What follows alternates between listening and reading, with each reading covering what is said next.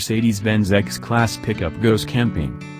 It sure seems like Europe gets a lot of cool camping vehicles.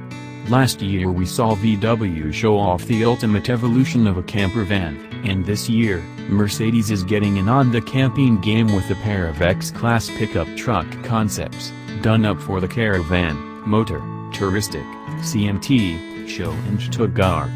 One has a fairly conventional camper setup, while the other has a stylish cooking setup that would be a perfect complement to camping in tents.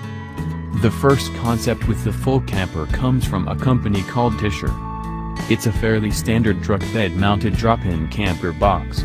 It features seating for up to 3 people, a small kitchen with 3-burner gas stove, sleeping accommodations, and even bathroom equipment. The bathroom consists of a hideaway sink and toilet and a space for showering.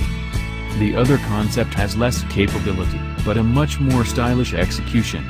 It comes from VanEssa Mobilcamping, and it features a 551-pound slide-out kitchen system. It has a cooler, sink and storage for all variety of cookware. It fits completely within the truck bed and slides out past the tailgate for use. It also fits below the classy teak wood bed cover.